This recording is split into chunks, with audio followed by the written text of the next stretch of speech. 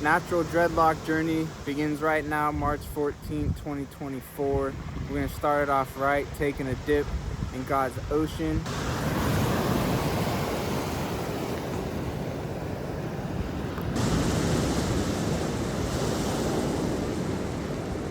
Today's day 8. This is what we're looking like. Prior to this, I'd grown my hair out for somewhere between 2.5 years, probably like 2 years, 3 months, 2 years, 4 months, something like that. I landed on finding a really good crochet artist, and that did end up being the case. She's legit. She does a great job crochet method. She was also very honest with me, which was very nice. And so when we showed up to get the crocheting done, she was like, oh, yo, we got a couple problems here. This top part right here, as you can see right now, as I've just let it go super natty, it grows basically straight forward and loud bike.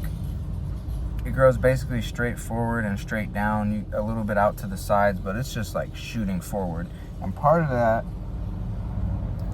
I don't know if you can see that right there, but I'll try and show you from a different angle. But I also have a huge cowlick right here, and the exit of its spiral is like shooting out this way also. And then I have a smaller cowlick right here. So I've got double cowlicks right here on my crown, and both of those just send my hair flying straight forward. I say that because the damage that had occurred is growing out my hair for 2 years straight.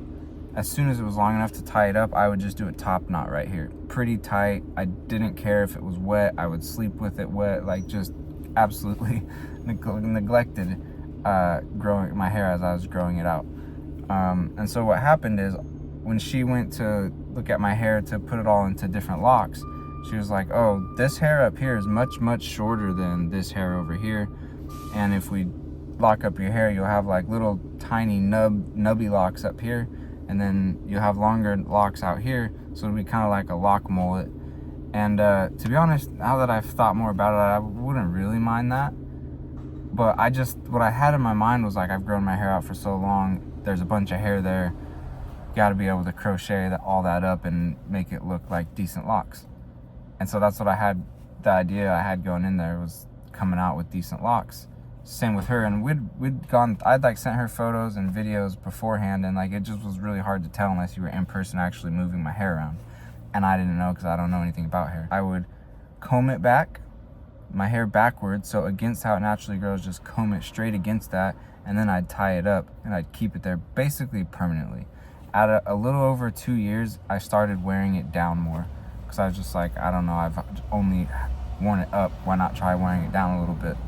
And so I started wearing it down a little bit, and that's where like started getting some new growth, like a little bit longer. And there was just like, it formed a weird layer, so where like this hair would only come to here, and then you have all this hair down to here, and it was a little bit funky. But she was basically like, well, if you do want to walk out of here with a nice set of locks, kind of like what you had in mind, then I have some hair and we can add some hair in. Which is basically, she just offered me just extensions, basically. Never used that word, I guess, but anyways, I ended up saying yes, we did it. And I'll throw some pictures up of what that looked like, and the extensions were blonde, and like honestly, like she does great work, and as far as getting crochet done, it looked great. What I ended up doing was taking a comb and just combing out each one of those. Took me like 3.5 days, just going for as long as I could for like 3 or 4 hours at a time, take a break, then jump right back to it. And man, that was stressful. Talk about dreadlock patience journey. That was one way to start with some patience, but in a different kind of a way, where you really have to meticulously be patient combing out each one of those. And what I did and the best way I found to do that is just with a flea comb, a dog flea comb, because they're like strong and sturdy. Not that you're going to want to be ripping through those. You don't want to be ripping through it at all. You just want to softly be pulling and meticulously filling out each one and making sure you're not ripping things out.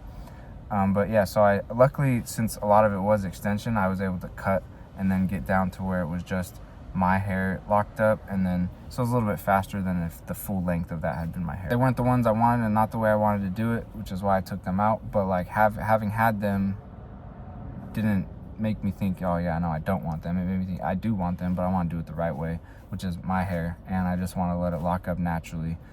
Neglect method, very simple. Don't ever touch it again. and non-residue shampoo, air dry, and that's it.